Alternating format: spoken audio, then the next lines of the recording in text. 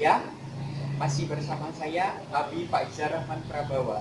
Saya adalah mahasiswa bimbingan dan konseling pasca sarjana Universitas Negeri Malang angkatan 2015. Hari ini kita akan membicarakan tentang desain penelitian kuantitatif. Di dalam desain kuantitatif ada berbagai model penelitian. Yang akan kita bahas pada hari ini fokus pada model penelitian survei. Marilah kita simak tayangan berikut. Oke, bahasan ini mengenai penelitian survei. Diawali dari sejarah penelitian survei. Penelitian survei telah mengalami perkembangan penggunaannya secara luas dalam bidang pendidikan sejak dahulu. Pada tahun 1817, Marc Antoine Jullien de Paris telah membuat 34 halaman survei bertaraf internasional terkait dengan sistem pendidikan nasional. Pada tahun 1980-an, Stanley Hall melakukan survei pada anak-anak dan masalah sosial yang terkait dengan isu pendidikan, mulai dari perencanaan, pengembangan studi, sampai isu kesulitan anak dalam mengenyam pendidikan di dalam kelas. Selanjutnya, pada masa periode Perang Dunia I sampai Perang Dunia II, survei modern telah mulai dikembangkan. Faktor-faktor yang berkontribusi dalam pengembangan tersebut adalah teknik sampling dan pengembangan skala pengukuran. Dan pada akhirnya, pada masa inilah ditemukan standar jawaban dari suatu survei, yaitu disebut dengan skala Likert. Skala yang menunjukkan indikator mulai dari yang tinggi sampai yang terendah. Selanjutnya adalah definisi dan tujuan survei. Definisi dari penelitian survei adalah sebuah prosedur penelitian kuantitatif yang dilakukan dengan cara mengumpulkan beberapa atau keseluruhan orang dari sebuah populasi dan berfungsi untuk mengetahui opini, sikap, tingkah laku, atau karakteristik dari sebuah populasi tersebut. Berdasarkan definisi itu, tujuan dari survei adalah mengumpulkan opini, kepercayaan, persepsi tentang isu dari populasi. Ada beberapa macam tipe penelitian survei. Yang pertama, menurut Creswell, membagi menjadi dua tipe berdasarkan waktu penelitiannya. Yang pertama adalah longitudinal, yang kedua adalah cross-sectional. Pada tipe longitudinal itu ada dibagi menjadi 3 jenis. Yang pertama adalah jenis trend, kemudian jenis cohort, dan jenis panel. Selanjutnya, pada tipe cross-sectional ada attitude and practices, kemudian ada community needs, kemudian ada program evaluation, kemudian ada group comparison, dan yang terakhir adalah national assessment. Lebih lanjut, pada jenis trend itu memiliki fungsi untuk mengetahui kecenderungan dari waktu ke waktu dengan menggunakan sampel baru dari suatu populasi yang memiliki karakteristik sama. Contoh, kecenderungan perilaku para murid kelas 11 angkatan 2011, angkatan 2012, dan angkatan 2013. Selanjutnya adalah jenis cohort. Itu fungsinya adalah mengetahui perubahan opini atau tingkah laku pada sampel berbeda dengan populasi yang sama dalam kurun waktu berbeda. Contoh, tingkat keaktifan siswa kelas 10 khususnya pada kelas A, B, angkatan 2011 pada tahun 2012. dan kelas 10, kelas CD, angkatan 2011 pada tahun 2013. Selanjutnya adalah jenis panel. Fungsinya adalah mengetahui perubahan pada sampel yang spesifik dari waktu ke waktu. Contoh, tingkat keaktifan siswa A dari tahun 2011 sampai 2013. Jenis yang kedua adalah cross-sectional, khususnya pada attitude dan practices.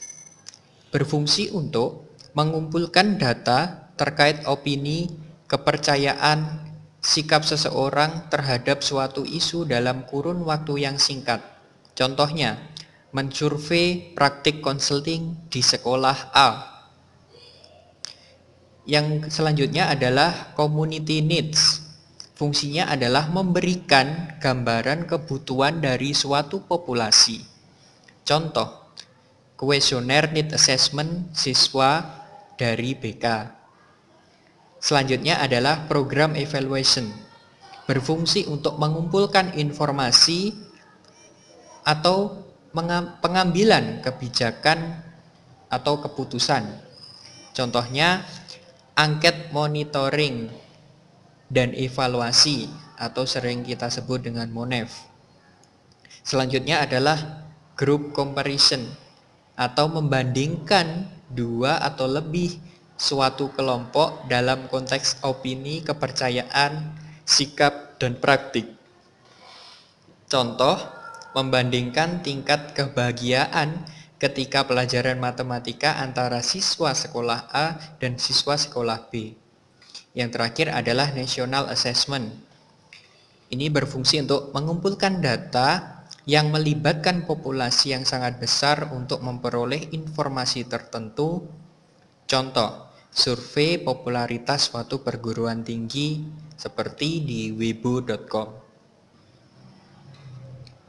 Tipe yang selanjutnya adalah menurut Lodico. Lodico membagi menjadi 6 tipe. Yang pertama adalah tipe one-shot survey design.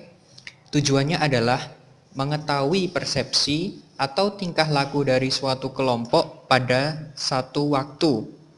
Biasanya menggunakan sampel acak pada populasi yang jumlahnya besar.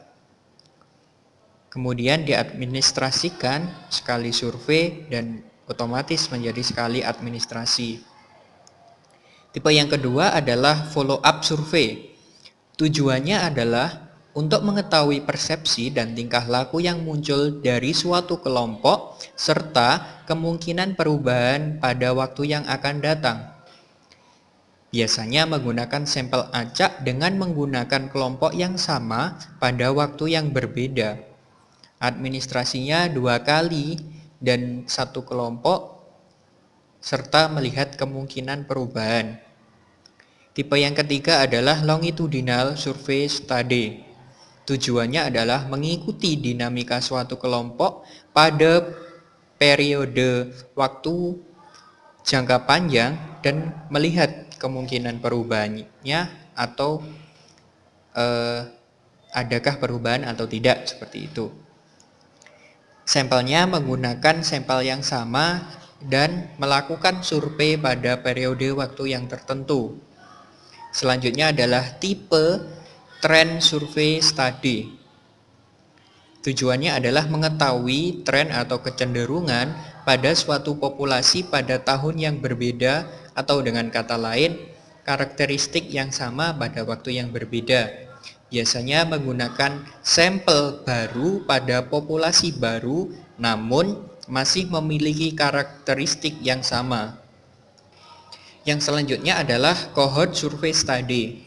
Tujuannya adalah mengetahui persepsi atau tingkah laku pada waktu yang berbeda dengan menggunakan sampel berbeda namun masih dalam populasi yang sama. Penegasannya adalah sampelnya baru dalam populasi yang sama. Yang terakhir adalah tipe descriptive comparative study. Ini berfungsi mengetahui perbedaan persepsi atau tingkah laku tanpa memperdulikan penyebab perbedaannya. sampelnya acak, dan mempertimbangkan informasi demografi untuk dijadikan sebagai subkelompok kecilnya. Karakteristik penelitian survei. Hal ini yang membedakan antara penelitian survei dengan penelitian yang lain. Karakteristik yang pertama adalah terkait dengan pengambilan sampel dari populasi. Yang kedua, pengumpulan data. Yang ketiga, desain instrumen. Yang terakhir adalah uji coba instrumen. Selanjutnya akan saya bahas satu persatu. Yang pertama adalah terkait dengan pengambilan sampel dari populasi. Hal ini perlu diperhatikan oleh peneliti. Untuk mengambil sampel perlu memperhatikan karakteristik populasinya. Nah, maka dari itu peneliti harus bisa membedakan apa yang dinamakan dengan populasi, apa yang dinamakan dengan populasi target, atau sering disebut dengan sampling frame, dan bisa membedakan juga dengan sampel. Nah, populasi itu sendiri didefinisikan sebagai kelompok individu yang memiliki karakteristik khusus sebagai pembeda dengan kelompok yang lain. Populasi target atau sampling frame merupakan kumpulan dari unit-unit sampel yang menjadi sasaran pengambilan sampel. Sampel itu sendiri merupakan kelompok partisipan yang diambil dari populasi target yang secara karakteristik mewakili populasi. Nah, pengambilan sampel itu begitu penting karena untuk yang pertama, mengurangi kesalahan informasi. Yang kedua, mengurangi kesalahan pemilihan sampel. Yang ketiga, mengurangi kesalahan pengukuran. Dan yang terakhir adalah mengurangi terjadinya kesalahan dalam respon. Selanjutnya adalah terkait dengan pengumpulan data. Terdapat beberapa jenis pengumpulan data, dipandang dari partisipannya dan penelitinya. Kalau dipandang dari segi partisipannya, ada kuesioner dan juga ada kuesioner elektronik. Sedangkan dalam segi penelitinya, ada interview individu, interview kelompok, dan interview melalui telepon. Selanjutnya adalah desain instrumen. Untuk membuat suatu instrumen survei yang bagus, memang cukup kompleks. Perlu melalui prosedur-prosedur yang telah ditetapkan. Biasanya peneliti melakukan langkah berikut. Yang pertama, menulis pertanyaan dengan tipe yang berbeda-beda. Yang kedua, menggunakan strategi untuk mengkonstruksi pertanyaan yang bagus. Yang terakhir adalah menguji cobakan pada lingkup yang kecil untuk meminta balikan. Lebih lanjut mengenai uji coba instrumen akan dijelaskan sebagai berikut. Instrumen yang telah kita susun sesuai dengan variabel sudah seyogianya peneliti melakukan uji coba. Uji coba itu dilakukan dalam kelompok kecil dengan maksud mencari balikan terkait pemahaman tentang instrumen. Hasil dari balikan akan menjadi pertimbangan peneliti untuk merevisi instrumen. Selanjutnya adalah bagaimana cara mengkonstruk dan menganalisa kuesioner yang baik. Dijelaskan ada 3 fokus aspek yang perlu diperhatikan dalam penggunaan kuesioner. Yang pertama adalah membuat halaman depan dan pendahuluan. Bagian ini berisi informasi tentang pentingnya bagi pengisi, kemudian tujuannya, terus kemudian membangun kepercayaan. Biasanya kalau di luar negeri ada sponsor, atau mungkin kalau di Indonesia itu lembaganya. Dan yang terakhir adalah waktu pengerjaan serta pengumpulan kembali kuesioner kepada peneliti. Yang kedua adalah formulir kuesioner. berisi identitas pengisi dan kuesioner itu sendiri yang bisa berisi pertanyaan atau pernyataan yang ingin dijadikan sebagai alat ukur. Yang ketiga adalah statistik untuk menganalisanya. Nah, langkah ini adalah untuk menguji sebuah reliabilitas dan validitas sebuah kuesioner. Yang selanjutnya hasil akan digunakan untuk menyusun pertimbangan hipotesis. Selanjutnya adalah cara mendesain dan memandu interview. Hal yang perlu diperhatikan ada 3. Yang pertama, sikap pewawancara. Nah, sebagai peneliti yang menggunakan instrumen wawancara, peneliti memungkinkan sering bertemu dengan partisipan dibanding dengan menggunakan kuesioner. Nah, maka dari itu, peneliti perlu melakukan hubungan baik dengan partisipan agar memperoleh data yang valid dan relevan. Yang selanjutnya adalah melatih pewawancara. Setiap pewawancara memiliki kemampuan verbal dan sosial yang berbeda. Maka untuk itu perlu melakukan latihan dulu, misalnya melalui role playing dari daftar pernyataan yang telah disiapkan. Nah, latihan ini berguna untuk menghindari hal berikut. Yang pertama, menanyakan pertanyaan tidak sesuai urutan. Yang kedua, menanyakan pertanyaan yang tidak semestinya. Yang ketiga, menebak jawaban partisipan. Yang selanjutnya, memakai pakaian yang kurang sopan. Dan yang terakhir adalah akan sangat tidak menghormati ketika pewawancara memanggil nama yang tidak diinginkan terwawancara. Misalnya terwawancara ingin dipanggil Asep, tapi pewawancara memanggilnya salah, dipanggil dengan Budi. Yang ketiga adalah langkah interview. Nah, secara garis besar sama dengan prosedur pelancaran kuesioner, yaitu dengan melakukan pendahuluan, mengenalkan maksud dan tujuannya, kemudian menyepakati waktu wawancara, dan melakukan wawancara itu sendiri. Nah, bahasan inti dari desain penelitian survei adalah bagaimana prosedur atau mekanisme penelitian survei itu sendiri. Yang perlu dilakukan oleh peneliti yang pertama adalah memastikan apakah desain survei tepat untuk digunakan. Sebelum menggunakan desain ini, peneliti perlu mengetahui seberapa tepat desain ini digunakan. Untuk itu, perlu peneliti mengetahui karakteristik dan fungsi dari desain penelitian ini. Penelitian ini cenderung digunakan untuk mengetahui sebuah tren dalam populasi, belajar tentang opini, perilaku, praktik individu, dan biasanya untuk mengevaluasi keefektifan serta mengidentifikasi kebutuhan.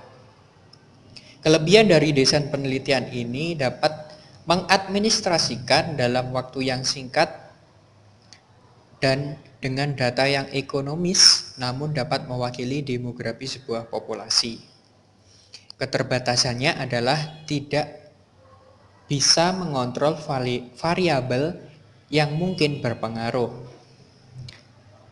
Langkah selanjutnya adalah mengidentifikasi hipotesis. Untuk membuat hipotesis, peneliti dapat menuliskan berdasarkan pada yang pertama, kecenderungan sebuah populasi. Yang kedua, membandingkan kelompok dalam hal tertentu yang spesifik. Dan yang terakhir adalah menghubungkan dua atau lebih variabel. Langkah ketiga adalah identifikasi populasi target dan sampel. Ada beberapa hal yang perlu diperhatikan untuk menentukan sebuah sampel, yaitu yang pertama, mengerti karakter dari populasi, menentukan dengan teknik apa sampel akan dipilih, menentukan besaran sampel. Dan yang keempat, langkah keempat adalah menentukan desain dan pengumpulan data. Ada beberapa desain yang dapat digunakan untuk melakukan survei, di antaranya longitudinal atau cross-sectional yang telah saya jelaskan di awal tadi. Untuk pengumpulan data bisa menggunakan teknik wawancara atau kuesioner. Langkah yang kelima adalah pengembangan instrumen. Pengembangan instrumen disesuaikan dengan jabaran variabel atau biasanya dilakukan melalui blueprint. Yang selanjutnya melakukan validasi konstruk dan uji reliabilitas serta validitasnya. Langkah keenam adalah pengadministrasian instrumen. Proses pengelompokan data yang sudah ada agar mudah dalam melakukan analisa. Nah, begitulah deskripsi dari administrasi instrumen. Langkah ketujuh adalah analisa data. Melalui analisa data, kita bisa mengkonfirmasi apakah hasil yang telah kita teliti itu sama atau bertolak belakang dengan hipotesis awal kita. Yang terakhir adalah menulis laporan. Menulis laporan berisi maksud tujuan, kemudian bagaimana pengumpulan data, serta analisa datanya seperti apa, sampai pada simpulan dan hasil penelitian itu sendiri. Nah, bahasan yang terakhir adalah mekanisme evaluasi penelitian survei. Mengadaptasi dari Fowler dan Newman bahwa penelitian survei yang bagus setidaknya memiliki kriteria sebagai berikut. Yang pertama, ada deskripsi secara spesifik populasi dan sampelnya. Yang kedua, identifikasi bagaimana sampel itu diambil. Kemudian yang ketiga, menyebutkan besaran dan maksud dari pengambilan sampel tersebut. Yang keempat, menggunakan salah satu tipe survei yang relevan dengan hipotesisnya. Yang kelima, mengidentifikasi instrumen pengumpulan data. Selanjutnya adalah memaparkan hasil uji validitas dan reliabilitas. Selanjutnya adalah menampilkan administrasi data. Kemudian menampilkan tindak lanjut untuk mengurangi sebuah kebiasaan dari suatu penelitian. Selanjutnya adalah melampirkan contoh pertanyaan dari kuesioner dan atau interview yang kita gunakan pada bab lampiran. Yang selanjutnya adalah menggunakan hasil analisa data untuk menjawab hipotesis. Yang terakhir adalah menuliskan laporan ilmiah. Nah, buku yang saya pakai dalam kajian literatur ini adalah bukunya Creswell tahun 2012 berjudul Educational Research, Planning, Conducting, and Evaluating Quantitative and Qualitative Research. Selanjutnya buku yang kedua adalah bukunya Lodico tahun 2010 yang berjudul Method in Educational Research, From Theory to Practice. Lebih lanjut tentang paparan penelitian survei dapat Anda download melalui link di bawah ini. Terima kasih. Semoga bermanfaat. Sampai jumpa kembali.